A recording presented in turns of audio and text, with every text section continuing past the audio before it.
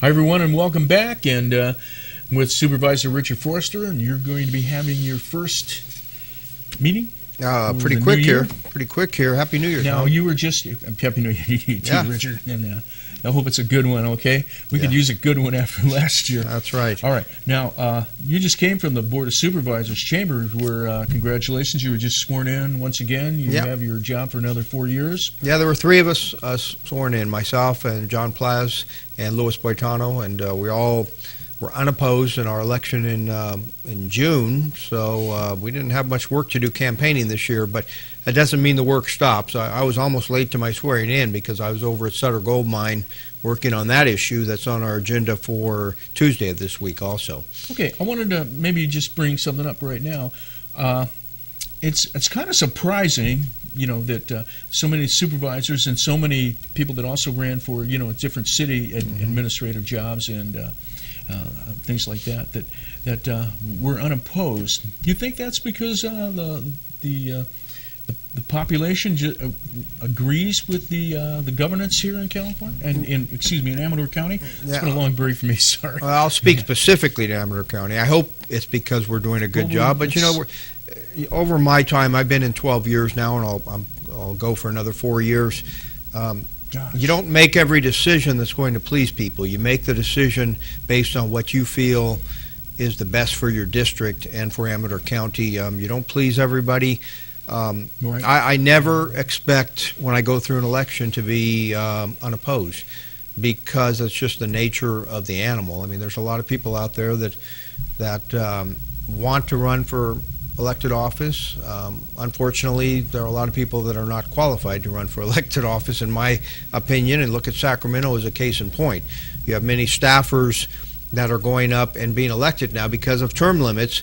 The people that are in office get pushed out after 8 to 12 years. It's a good year to have staffers run, because that way we can get rid of the staffers. No, because they're that's generally the people that stay there longer than anybody. That is what's happening now, though, is the staffers are moving up, and some of these people are just nuts. This is the best job they'll ever have in their life. They get a lot of people under them, and they make stupid laws like what's the law you just said?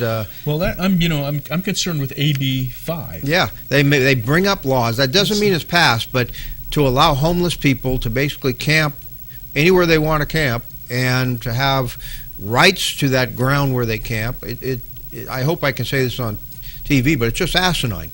And there's many pieces of legislation like that are coming out of Sacramento from people that didn't work their way up from the ground up. They don't know what's happening. They call themselves grassroots and community activists and people like that, but they're really not aware of what's going on. Off the top of your head, it would seem like a nice, humane thing to do. Let homeless people camp maybe in public places, but we just have the park, say, up here, that's just been gone through a great renovation, and to think that homeless people could pitch a tent there, for seems like there's no end to the time limit for it, and keep their personal belongings. In other words, their beds, whatever they have. So just in a sense, you can't even do that in a campground. I don't want to spend too much time on that, but I'm fairly confident RCRC, the Regional Council of Rural Counties, will oppose that. I believe CSAC will probably follow suit. Our letter in Amador County, I'm sure it's going to say to the governor, you have said you want to give local control to locals, local governments, cities and county governments, and yet here comes the state again telling us that we have to allow homeless people to basically be able to go any place. I think that's only if the state saves money on it. That's right. Well, and if the cost can be passed on to locals. Right. But on the agenda for tomorrow, you brought up. We'll get to that. I am going to go in as chairman, but Richard, we're very close to taking our break. So right before you start, why don't we have a break? Then we'll come back and we'll find out what's on the first meeting of the year with the Board of Supervisors. Stay with us right here on TSPN. You're watching Amador County's local television network, TSPN. Hi, everyone, and welcome back. Richard Forster, go ahead. Tell us, what's on the agenda for tomorrow? Interestingly enough, actually the second agenda item, which is number 6, we will change the rotation. I'll go in as chair, and Supervisor Ted Novelli will go in as vice chair. The next that item will actually recognize Chairman Louis Boitano for his 2012 leadership of the board, and I don't think he wants a plaque anymore. I think he just wants a little brass deal to go on his plaque, Go on the plaque, because yeah. he's been a supervisor for so long. But interestingly enough, there are agenda items. At 8:15, we'll have a public hearing, which is a little out of sync from what we usually do. This is not an attempt to trick anybody. It's just a very routine item that needs to be done for the Regional Council of Rural Counties, their housing program. They have a public side and a private side, so this is just going in, and Amador County is basically saying it needs to be done under TEFRA, a tax code, that we want the program to continue. The program's a good program. Amador County is basically representing all of the counties that are in the CHF, or the Home Buyers Fund, for RCRC. So it's a pretty simple item. I can't imagine anybody opposing it. It needs to be done, though, every 3 years. What is it that it does, Richard? The Home Buyers Fund actually provides loans to middle and low-income people. In the counties. Amador County is one of those counties that belongs to it, as well as I think all of the counties, 32 counties in RCRC, as well as affiliate counties and cities. Okay. So it's a very good program. Why somebody would even think about opposing it, I'm not sure. But 3 years ago, it went to Sutter County. They approved it without fanfare, and no problem there. But as I said, we will recognize Louis Boitano for his leadership and present him with that plaque, as well as Sheriff's Office will come in. Want to recognize 3 people that will be retiring there, or have retired. Ron Rocket, who worked his way all the way up to captain, and then Drew Stidger, also captain, and then Detective Tom Razor. I believe Tom Razor had about 15 years. Drew Stidger had, I believe, around 20 to 25, if I remember reading the resolution, and Ron Rocket, I think, all the way up around 30. Interestingly enough, too, Ron Rocket and Drew Stidger came from out of the county and actually moved into Amador County. Drew Stidger went to Jackson Police Department first before moving over as a deputy sheriff. Ron Rocket, I believe was in Southern California also, and came up and got a job as a deputy sheriff here. And in the late 90s and in 2000s, they progressed very quickly in the Sheriff's Department and in their leadership roles, as well as Tom Razor. He was very effective for the department as a detective there. All right, well, kudos to them. Some big items up. It's actually a pretty short agenda, but there's going to be a lot of discussion on item 9, which is the Amador County Transportation Commission.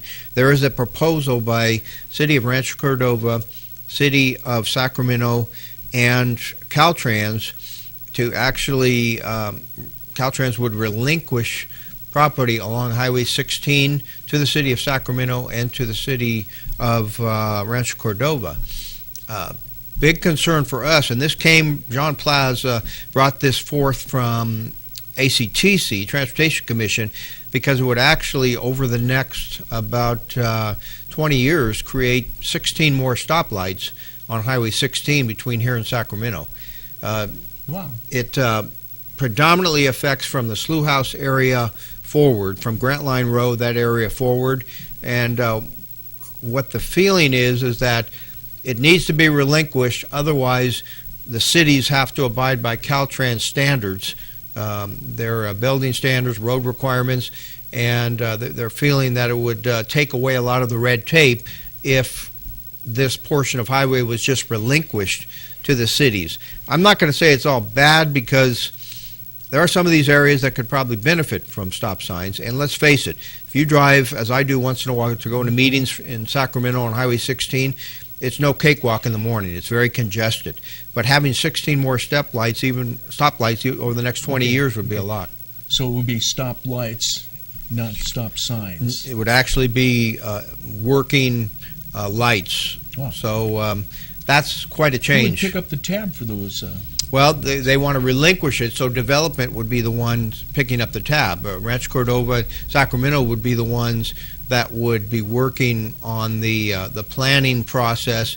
They've actually, Amador County just found out about this a couple weeks ago, about 3 weeks ago, and they've actually had a full-scale traffic study done. So they're quite a ways ahead of the game at this point. It almost sounds like a done deal. I'm not sure Amador County is going to just say it sounds good to us. and we agree with the Why whole is it thing. that it would affect Amador County's drivers? Well, this is a major corridor for Amador County to get to Sacramento. This is where our transportation buses go to deliver people from AT, Amador Transportation. Right. But it's a major corridor for people from Amador County to get to Sacramento. Basically, we only have now two ways that most logical people are going to travel, through Twin Cities Road to 99 or 16. So it would create a lot more of a bottleneck for people. I figure just from when I have to go in the morning, it would add as much as half an hour onto your trip into Sacramento if you had to go through that many lights. Right. But they're also figuring the level of service, which goes from A to F, is already at about an E level. So it's very bad, the amount of traffic that's on that so they roadway already have now. the traffic, but they do they have the development to pay for the lights and to put the lights in at this time? They figure that'll happen over the next 20 years. Oh, so 20 years. So it goes out to 20 2035. So we just need people's comments. If you're using that roadway, I mean, you can email comments to the board. You can show up in person and make comments. But while it doesn't sound all bad, it doesn't sound all good either for Amador County. All right. And the worst part is, it's almost like we were forgotten in the process until this point, when they've already spent thousands of dollars on a traffic study. So that'll come up. Sutter Gold Mine will be another big discussion. I was almost late to my swearing in today because I was at Sutter Gold Mine talking to the operators there, trying to figure out why people are being affected by the blasts that take place down underground when they're blasting, which they do daily, sometimes twice a day, it sounds like, 2 or 3 times a day. But the blasts occur early or late in the day. And it sounds like it's not the size of the blast. Most of them are pretty well coordinated, and they're all within measurable levels that they're approved for. It sounds like most of the issues came in December, and they're being caused more by atmospheric pressure issues. And because of that, the high pressure that builds in tends to take the noise and the pressure that's developed from the blast and send it in different directions. And in this case, some of it's going to Sutter Creek, some of it's going to Amador City, and it's providing a pretty good rattle on windows. And sometimes they hear the noise from the blast, but most of the time it appears to be the pressure that's generated. And it's an atmospheric condition. They think it will go away as soon as the atmospheric issue subsides, which they believe is happening. The other thing is they think the problem will lessen as they drill deeper, and they're going away from the cities now, city of Sutter Creek and the city of Amador City. So there's going to be a very extensive presentation and discussion on this by Sutter Gold Mine at our board meeting. Yeah, I would think so. Okay, Richard, what do we have? Just the last item I have is Kaiser Permanente is coming in. They're asking basically for a signature on a letter of support for Kaiser Permanente to extend their services and expand Medi-Cal managed case participation in Amador County. There's also 2 other counties, El Dorado and Placer, I believe. They're asking the same thing, and it's basically because of the Sacramento rules that are in place with managed health care now, that Kaiser needs to ask for permission to be able to expand into counties, and it's all related to Medi-Cal managed health care. Okay. Well, thanks, Richard. Okay, and, Tom. I'm sure some of the viewing public will want to show up for those meetings. That's right. Especially the Sutter Gold. And stay with us. There's more news on the other side of the break. You're watching Amador County's #1 news and sports leader, TSPN.